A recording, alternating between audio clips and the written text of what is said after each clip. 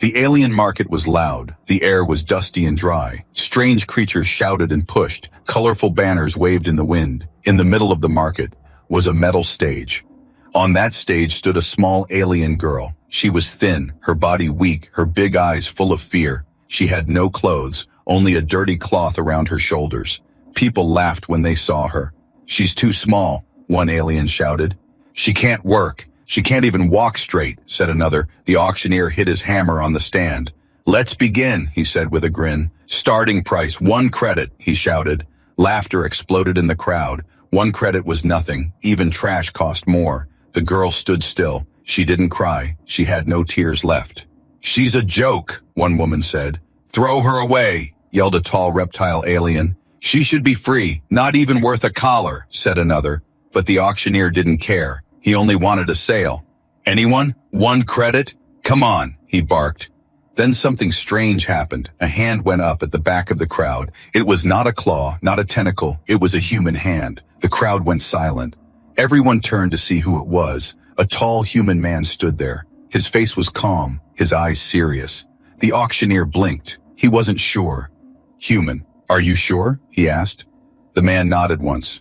"I'll take her," he said in a firm voice. The crowd gasped. Laughter returned, but it was different now. "He's lost his mind. Why would a human want her? She'll break in one day. Maybe he wants to train her as a pet," someone joked. Another shouted, "She's cursed." But the human didn't move. He didn't smile. He didn't answer. He just looked at the small alien girl. The girl looked up at him. Her hands shook, her eyes wide. She didn't understand. No one had ever looked at her like that before. The auctioneer shrugged. "Sold! 1 credit!" he shouted. The hammer hit. The wood again. The deal was done. The human stepped forward. He climbed the stage slowly. The girl took 1 step back, afraid. But he stopped. He knelt down. He didn't touch her. He only held out a small energy bar. Her stomach growled. She hadn't eaten in days. She looked at the bar, then at him. He nodded once more. "Eat," he said softly. She reached out with both hands, took the food. Her fingers were cold and thin. She took a bite. Her eyes watered. Warmth filled her mouth. It was real food. The crowd began to walk away. They had lost interest, but a few still watched, whispering, wondering, why did he raise his hand? The human stood up. He looked down at the girl. "Come with me," he said. She followed. Not because she trusted him yet, but because there was nothing else, no one else, no place else. As they left the stage, the wind blew harder. The market noises faded behind them, but one question stayed in her heart. Why him? Why now? Why her? She didn't know, but the human's hand had never come down. The human walked slowly. The small alien girl followed him. Her feet were bare. The ground was rough and hot. She said nothing. He said nothing too. Crowds looked at them. Some laughed. Some shook their heads. Some pointed and whispered. But the human kept walking, and the girl kept following. They reached the end of the market. There was a transport pod parked near a wall. It was old but clean. The human opened the side door. He stepped inside, then turned to her. She stood outside, her body shaking. She looked at the open door, then at him. He didn't force her. He didn't shout. He just waited. Slowly, she stepped in. The door closed behind her with a soft hiss. She sat on the floor, in the corner, her small arms wrapped around her knees. The pod started moving. The city passed by outside the window. Tall alien buildings, neon signs, flying creatures. But the girl didn't look. She stared at the floor, afraid to believe, afraid to trust. The human opened a small box. He took out a bottle of water. He placed it on the floor near her. She didn't touch it, but her eyes stayed on it. He sat on the other side, far from her, giving her space. She had never seen kindness like this. Kindness without demand. Kindness without chains. After a long silence, he finally spoke. "What's your name?" The girl didn't answer. Her mouth opened slightly, but no words came. He nodded slowly. "That's okay," he said. Minutes passed. She slowly reached for the water bottle. Her hands trembled. She opened the cap, took a sip, then another. Her dry throat burned, but it felt good. The human looked at her again. "I'm Mark," he said. Still no reply. But she blinked. Her first sign of understanding. The pod stopped. The door opened. A quiet area. No people, no noise. A small house stood nearby. Mark stepped out, turned to her again. "Come," he said gently. The girl hesitated, then stood up, her legs weak, but she followed, step by step. Inside the house was warm, not big, but safe. Clean floor, simple chairs, a couch. She stood near the door, unsure. Mark walked into another room. He returned with a soft blanket. He placed it on the couch. "You can sleep here," he said. She looked at the couch. It was soft, softer than anything she had known. She didn't move, still watching him. He didn't push her. He sat down on a chair across the room. He took out a book and began to read, his voice low, reading out loud, not to her, but near her, a soft story about stars and ships that flew across the galaxy. She sat down slowly on the edge of the couch. Her fingers touched the blanket, so warm, so gentle. Her eyes closed for a moment, then opened again, still unsure. Mark didn't look up. He kept reading, page after page, and the girl fell asleep, sitting, her head resting on the couch. That night, for the first time in her life, no one shouted, no one hit her, no one called her worthless, just silence. And one human who never asked why, who just stayed. She didn't know his reason, didn't know his plan, but one thing was clear. His hand was still there, and his choice was still silent, but strong. The sun rose slowly over the city. A soft golden light touched the rooftops. The girl opened her eyes. She was still on the couch, wrapped in the soft blanket. For a moment she forgot where she was. Then she remembered the auction, the crowd, the human Mark. She sat up quickly, looking around the room. It was quiet. She was alone. Her heart raced. Had he left her? Then the door opened. Mark walked in, holding a small bag of food. "You're awake," he said, smiling. She stared at him, not sure what to say. He placed the bag on the table, then pulled out something wrapped in paper. He opened it. A soft, warm bread, alien style. He broke it in half and offered her a piece. She took it with both hands, her fingers still shaky. She sniffed it first, then took a bite. It was sweet and warm. Her eyes widened. It was the best thing she had ever tasted. Mark watched her, then sat down quietly. They ate together in silence. No words, only soft chewing sounds and small sips of water. After the meal, Mark stood up. He held out a small shirt and pants. "They're not perfect," he said, "but better than nothing." The girl took them slowly, her eyes blinking fast. She walked to the side room and changed. The clothes were big, but clean and soft. She touched her sleeves like they were made of gold. When she came out, Mark was waiting by the door. "Come, he said. "We need supplies." The girl followed him outside. The streets were busier now, shops open, voices loud. She stayed close to him, her eyes wide, looking at everything. Some alien saw them. They stopped and stared. "That's the human who bought the tiny girl. I thought she'd run away." "She looks different." Whispers followed them, but Mark didn't stop. He walked straight through the market, calm and confident. The girl saw a cage on one side. Inside it, another small creature, alone, scared. She paused for a sian. Eakin then kept walking. Mark bought food, water, and a small bag for her. He let her choose a scarf from a vendor. She picked a light blue one. When he paid for it, she looked at him. Her lips almost moved. She wanted to say thank you, but the words didn't come yet. As they returned home, a young alien boy shouted, "Hey, human, is she your pet?" The girl froze. Mark turned slowly, his face serious. "She is not a pet," he said. "She's a person." The boy blinked, didn't reply. Mark took her hand gently, not tight, just enough to guide her. They walked on, leaving silence behind them. At home, she sat on the couch again. She looked at her new scarf, then at the human. He was cleaning the kitchen area. She stood up, walked slowly to him, and placed the scarf on the table. He looked at her. She pointed to it, then touched her chest. A small gesture, but full of meaning. Mark smiled. "Thank you," he asked. She nodded. A tiny smile appeared on her face. The walk through the market was over, but something else had started. A bond, soft like her scarf, but stronger than words. The sky turned dark. Stars began to appear above the quiet house. The small alien girl sat on the couch. She held her scarf close to her chest. Mark was in the kitchen, boiling water for tea. The room smelled warm and safe, but her heart felt cold. She looked at the door, then at the window. Could she trust this peace, or was it another trap? Her people had smiled before, then they hit her, they lied, they left her in the mud. She had learned not to believe too quickly. Even if the food was good, even if the human seemed kind, Mark placed a cup of tea in front of her. "It's sweet," he said. She didn't move, didn't take the cup. He didn't force her. He just sat down again. The silence filled the room like thick smoke. Her eyes watched every move he made. Was he pretending? Was this a game? Would he change tomorrow? Would he sell her again? She stood up slowly, walked to the corner of the room, and sat on the floor. Mark looked up, surprised. "You don't have to sit there," he said. She didn't reply. He nodded.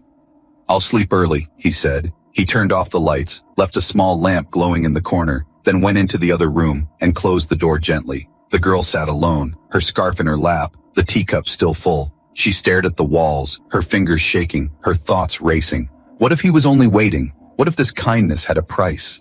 She had heard of humans taking aliens to strange places. Some never came back. She didn't know if those stories were true, but they echoed in her mind now. Hours passed. The night grew deeper. Wind tapped at the window. The lamp flickered softly. She curled into a small ball like she used to in the cages. Suddenly she heard a sound. A door creaked. Her body jumped. Eyes wide. She held her breath. Footsteps. Slow. Gentle. Mark walked out. He was holding a blanket. He didn't speak, just walked toward her. "Oh." He backed away, her hands up. He stopped, didn't come closer, then slowly placed the blanket on the floor near her and stepped back. "I thought you might be cold," he said softly. "I'll go back now." And he did. He returned to his room, closed the door again.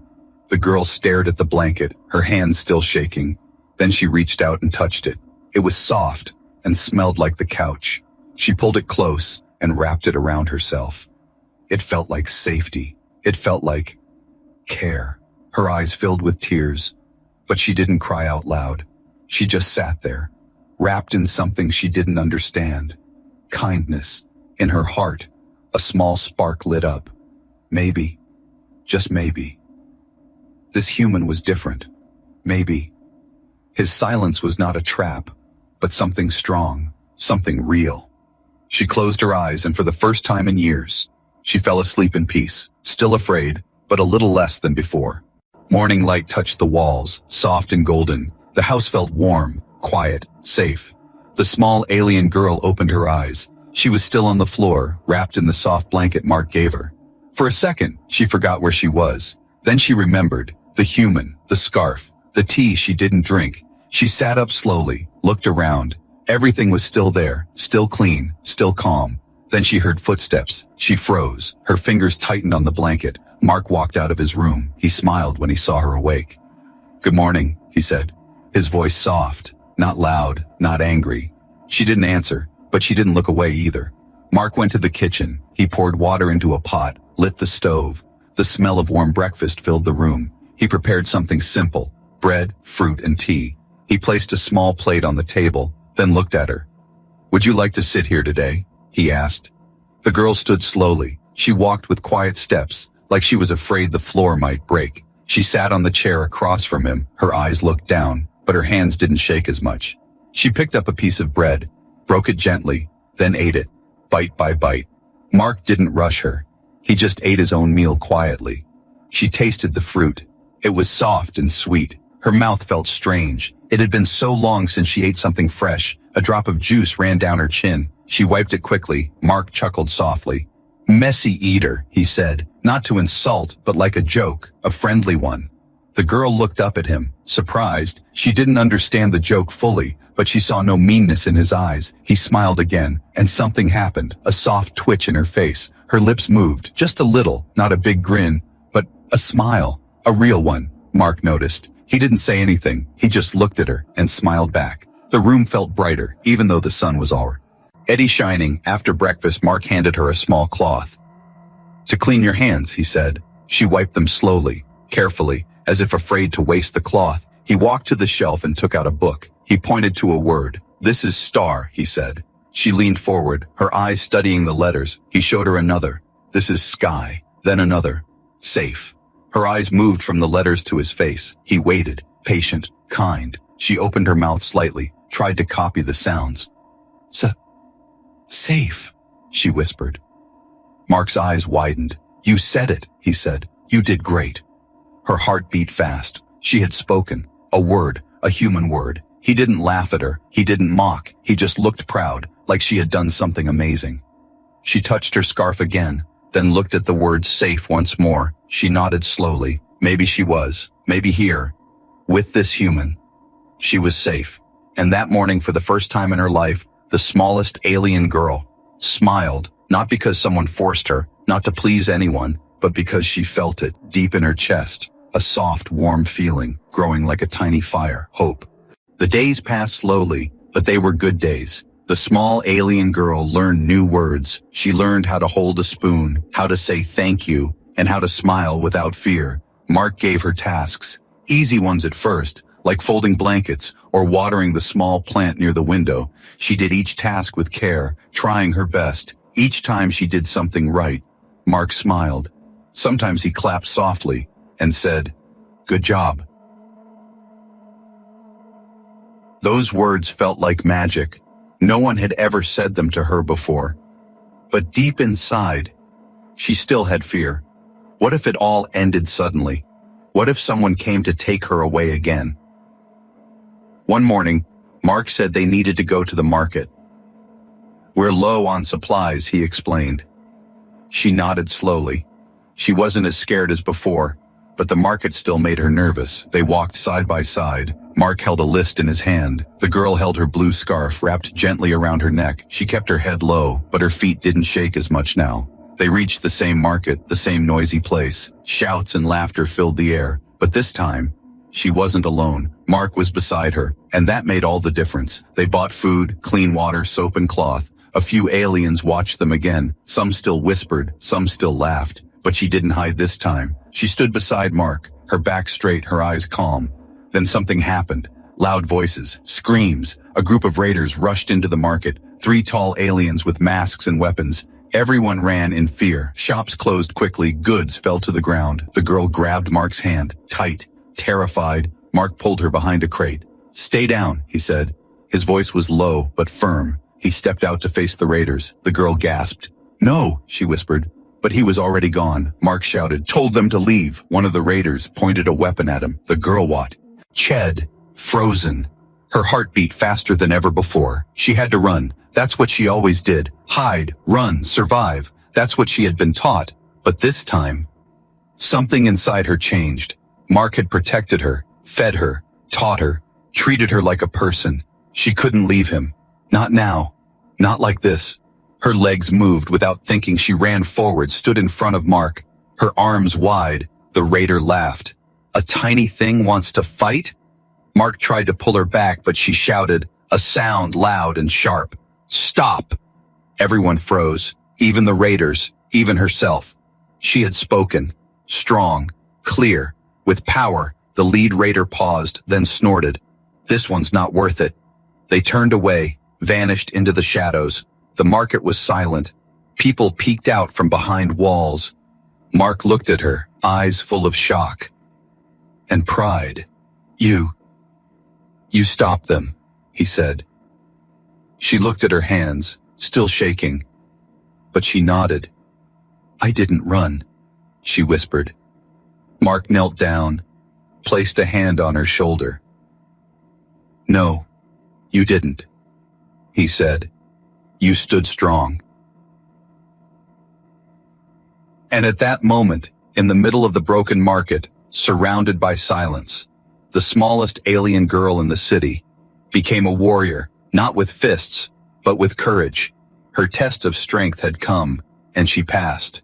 The market was still quiet. Shops slowly reopened. People came out of hiding, but their eyes were not on the raiders. Their eyes were on the girl. The small alien girl stood beside Mark, her chest rising fast, her hands shaking, but her feet stayed firm. She hadn't run, she had stood, and they had listened. Mark looked at her with pride, not as someone weak, not as someone broken, but as someone brave, someone who mattered. A fruit vendor stepped forward. He looked at the girl, then placed an apple in her hand. "No charge," he said quietly. "Thank you for protecting us." She blinked, holding the apple close, her heart warm. She had never been thanked before. One by one, others nodded at her. No more laughter, no more mocking, only quiet respect. Mark placed a hand on her shoulder. "Let's go home," he said. She nodded, and they walked back through the market, not hiding, not afraid, That night, the stars were brighter than ever. The house felt different. Not just a shelter. It felt like a home. Mark made soup. She helped stir it. They ate together. She smiled more now, not just with her lips, but with her eyes. After dinner, Mark showed her a small box. Inside it was a necklace, simple, with a small silver charm, a star. "This is for you," he said. She stared at it. Her fingers touched the charm gently. "Why?" she asked softly. Mark smiled. "Because you shine," he said, "even when the world tried to put out your light." Her eyes filled with tears. But this time, they were not from fear. They were from something else. Something gentle. Something beautiful. She wore the necklace proudly, touched it often, as if checking it was still real. Days turned into weeks. She learned more words. She learned how to write her name. She laughed. She played. And sometimes, she even sang. One afternoon, she and Mark sat outside the house, watching the sun go down. She looked at him and asked, "Why did you raise your hand?" Mark was quiet for a moment, then said, "Because no one else did." She tilted her head. "I was nothing," she whispered. He shook his head. "You were never nothing. You were just waiting for someone to see you." She looked at her hands, then at the sky, her voice small but sure. "You saw me." Mark nodded. "And I never put my hand down. Not once." The wind moved gently through the trees. She leaned her head against his arm, safe, strong, loved. She had been sold for one credit, laughed at by the crowd, forgotten by her people. But one human raised his hand and changed her life. Not because she was useful, not because she was strong, but because she was worth it, just as she was. And from that moment on, everyone who saw them together knew the truth. The human who raised his hand had never let it fall, and the girl he chose became more than anyone ever believed, because one act of kindness, one brave hand, changed everything. The next morning, sunlight touched the window again. The little alien girl opened her eyes. She wasn't on the floor anymore. She now had her own bed, soft, warm, and full of peace. She stretched her arms, sat up, and looked at the necklace around her neck, the silver star still there, still shining, just like her heart. She walked out into the small kitchen. Mark was already awake. He was cooking breakfast. He looked at her and smiled. "Morning, brave girl," he said. She smiled back. This time, a full smile. No fear, no hiding. They ate together. She poured water into cups. He passed her a slice of fruit. They didn't need many words anymore. The silence between them was comfortable, like family. After the meal, Mark placed a small notebook on the table. He pointed to a blank page. "I think it's time," he said. She tilted her head. "Time for what?" she asked. Mark picked up a pen, then pointed to the top of the page. "You need a name," he said gently. Her eyes widened. A name. She looked down at the paper. Her fingers touched it slowly, softly. I never had one," she whispered. Mark nodded. "I know. But now you do." She thought for a while, then picked up the pen. She wrote one word, slowly, letter by letter. It wasn't perfect, but it was hers. Luma. She whispered the word. Mark looked at it, then smiled. "Luma," he repeated. "It's beautiful."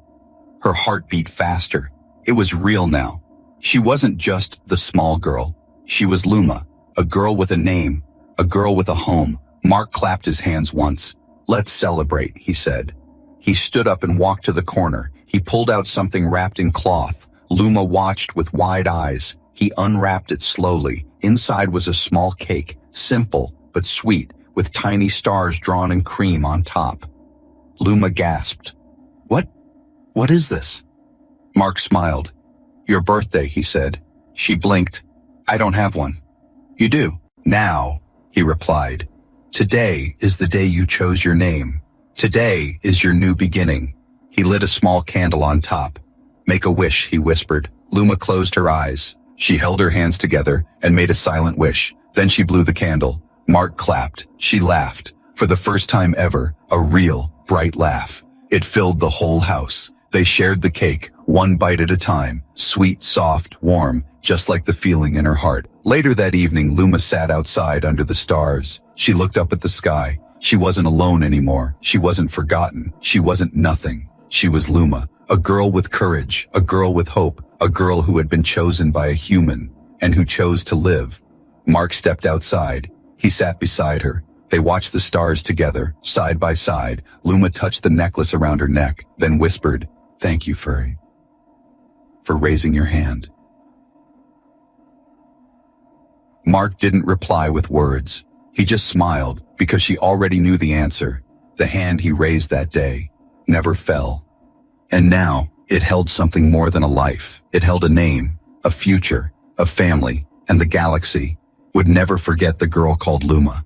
Luma stood in front of the mirror. She touched her scarf gently. It still smelled like the day she got it. It reminded her of safety. It reminded her of Mark. She had grown stronger. Her steps were steady now. Her voice was clear. She no longer looked afraid. She looked ready.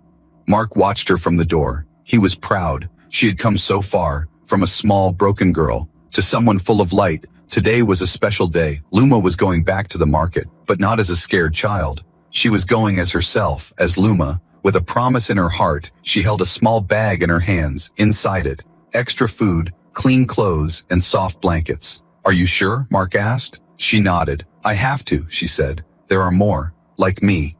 Mark didn't stop her. He knew her heart, and he trusted her. He walked with her to the same market, the place where it all began. People still remembered her. Whispers started again, but this time, not with laughter. They whispered her name. They looked at her with respect. She walked to the auction stage. It was empty today. No children, no cages. But she still remembered the feeling. She still remembered the fear. She stood on the stage. She held up a small sign. It said, "Need help? Come to me." Some laughed again, but not for long. Soon, a tiny alien boy stepped out from the shadows. Then another girl, then two more, all small, all afraid, all broken. Luma knelt down. She gave them food, wrapped one in a blanket, gave another her last fruit. She smiled at each of them, the same way Mark smiled at her once. "You're safe now," she said. One girl looked up, tears in her eyes. "Why are you helping us?" she asked. Luma smiled gently. "Because someone once helped me, and now it's my turn." More people watched. Some started helping too. A merchant gave shoes, a baker gave bread. Something had changed, and it started with her that night. Luma returned home. She was tired, but happy. Mark was waiting at the door. She ran into his arms. He hugged her tight. "You did it," he whispered. Luma nodded. "There's still more to do," she said. Mark smiled. "I know you'll do it." She sat down and opened her notebook. She wrote a new page. "My promise. I will never let another child feel alone." She drew a small star next to it. That night, as she lay in bed, she whispered to herself, "I was saved. Not to forget, but to save others too." The stars outside twinkled softly. Her necklace glowed under the moonlight. She held it close and closed her eyes. Luma had a name, a home, a family, and now, a purpose. Her promise was clear, and her heart was strong. She was once sold for one credit, but now, she gave hope worth more than any price, and as the stars watched from above, they knew the girl once forgotten would never forget others, because the hand that lifted her taught her to lift others too, and that was Luma's promise. The next morning, Luma woke up early. The sky was soft and gray. A quiet wind moved through the trees. She sat on her bed, holding her notebook. She opened to the last page, her promise still written there. She read it again and smiled. It gave her strength. It reminded her who she was now. She stepped outside. Mark was in the garden. He was planting new seeds. He looked up and waved. "Going somewhere?" he asked. Luma nodded. "Back to the market," she said. Mark walked over. He handed her a bag filled with food. "Take this with you," he said. "You'll need it." She hugged him tightly. "Thank you," she whispered, "for everything." Then she walked away, not afraid, not hiding. She walked like someone who belonged, because now she did. At the market, things had changed. People had begun to care more, all because of one small girl who once had nothing. Luma set up a small table. She placed fruits, bread, and clean clothes on it. A small sign stood next to her. "If you are hungry, you can eat." A mother with 2 children approached. She looked tired. Her clothes were torn. Luma stood up. She gave the children fruit and smiled at the mother. "No payment," she said, "just kindness." The mother's eyes filled with tears. "Why are you doing this?" she asked. Luma's answer was simple. "Because someone did it for me." By evening, more people came. A young boy brought extra bread to share. A shopkeeper gave her extra cloth. Even the grumpy merchant from before gave her a chair to sit on. "You've got heart, kid," he said. Luma smiled and thanked him. Kindness was spreading, like light through the cracks. And it all began with one moment, one human, one raised hand. Later that night, Luma walked back home, her bag empty, but her heart full. Mark was waiting with warm soup. She sat down beside him, tired but happy. She told him about the day. He listened quietly, smiling at every word. "I think the world is changing," she said. Mark nodded. "And you're part of that change." Luma looked at her scarf, still blue, still strong, like her. She stood and looked out the window. The stars were bright, the same stars she used to stare at in silence. Now they felt closer, now they felt like home. She turned to Mark. "I want to teach others," she said, "not just give food. I want to teach them how to smile again." Mark's eyes softened. "I think you already are," he said. That night, as she lay in bed, she thought of all the children she met, all the ones still hiding, still waiting, and she promised herself again, "I will find them. I will help them. I will love them the way I was loved." The circle was complete now, from nothing to everything, from fear to love, from pain to purpose, and all because one hand didn't fall, one voice didn't shout, one heart didn't give up, and one small alien girl became a light that others could follow. Her name was Luma, and her story had only just begun.